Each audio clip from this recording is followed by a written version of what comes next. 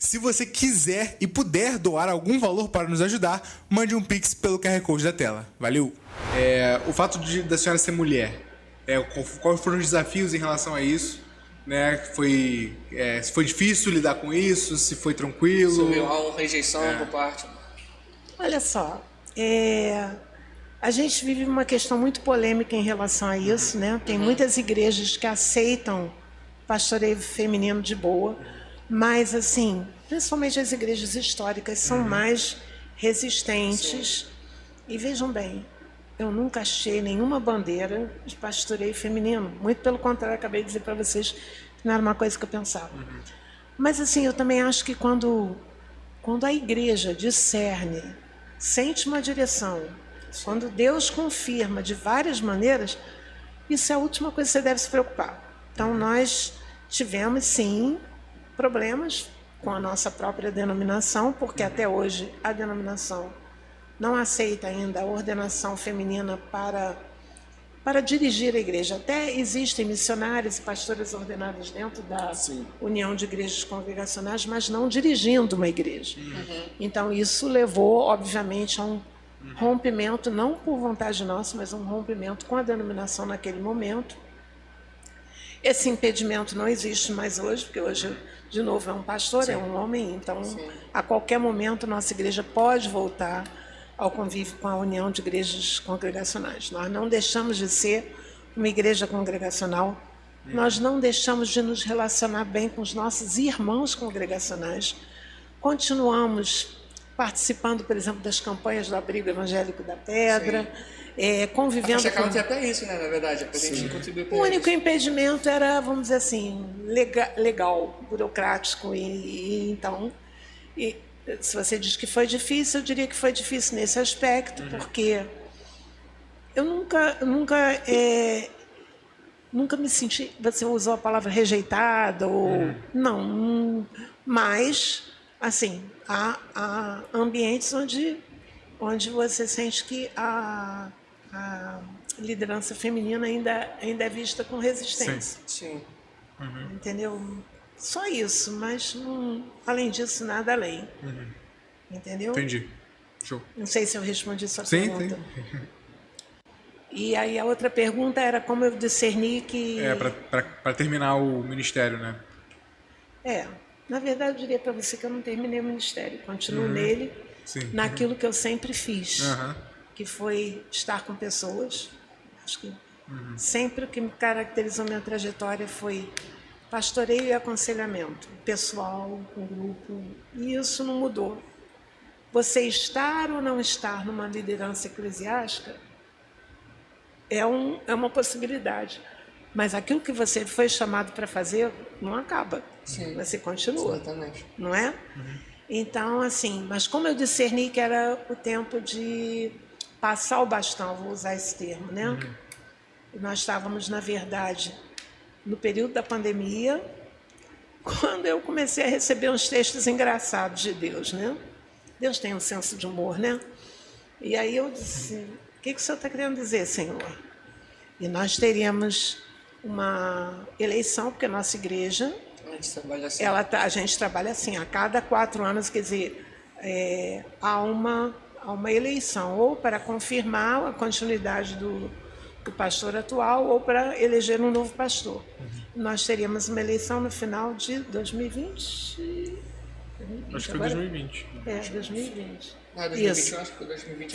Foi 2020. Foi no ano final de 2020 a gente teria uma eleição. 2020. E aí, já no final de 2019, eu comecei a receber alguns textos interessantes. Quando chegou o início de 2020, os textos e as ministrações pessoais de Deus começaram a ficar mais intensas. E aí eu comecei a dizer, Senhor, é isso que eu estou entendendo? Senhor, por favor, me confirme. E à medida que Deus ia me confirmando, eu disse, mas o senhor tem certeza? Nós estamos no meio de uma pandemia, como é que isso vai funcionar? Como é que a gente vai fazer uma transição num período como esse? É por isso que eu disse que Deus tem um senso do humor, né? Porque Ele não está nem aí para isso. E então foi assim que eu discerni, conversei com a liderança em primeiro lugar, primeiro com os coordenadores, depois com os supervisores, e disse, vamos orando, porque a gente não tinha, assim, nenhum plano estabelecido de sucessão, a gente ia ter que discernir o que Deus estava querendo fazer. A gente tinha pessoas preparadas na igreja que poderiam assumir tranquilamente a direção da igreja, tanto que nós tivemos 4 candidatos, poderíamos ter até mais. Sim. Alguns não aceitaram a proposta, mas nós poderíamos ter até mais candidatos. Mas a gente não estava fazendo um planejamento sucessório. Então, primeiro foi regado com oração, com a liderança da igreja. Depois, quando chegou, acho eu, mês de agosto a setembro, naquela ocasião a gente não estava tendo culto presencial para todo mundo. Tinha uma restrição de distanciamento das cadeiras, que a gente reunia uma parte da igreja num domingo, uma parte no outro domingo. Lembram disso? Sim, não. Então, aí a gente transmitia online. Essa história do online começou nesse período da pandemia. Eu me lembro que então eu combinei um dia em que, quando acabasse o culto, ia desligar o online e eu ia conversar com a igreja, explicar todo o processo, pedir à igreja que estivesse orando, porque a gente ia ter uma eleição em dezembro e eu não estaria concorrendo à reeleição. Aí no domingo seguinte eu fiz com outro grupo que revezou, e aí a partir desse período a gente começou a orar, pedir a Deus uma direção, e a gente nomeou uma comissão para ver dentro do nosso grupo quem aceitaria concorrer, e aí houve a eleição e o pastor Alexandre Marques assumiu em dezembro de 2021. Deixa eu só dar um testemunho, né? Quando eu fui falar para a tia Damares, assim, tia Damares, eu fui convidado para uma igreja para ser pastor dela, para buscar mentoria, conselho. Eu sou testemunha que ela disse assim, eu também entendo que meu ministério como pastora do LIS, ele é transitório. E eu saí, sim, com essa palavra, do tipo, poxa, eu tô saindo e ela está dizendo para mim, olha, o reino de Deus é maior do que uma instituição. Exatamente. Ele é relacional, ele é Deus quem dirige. E aí fui ordenado e fui enviado para a igreja na qual pastorei hoje. E cheguei lá com a mesma forma, com a mesma obediência.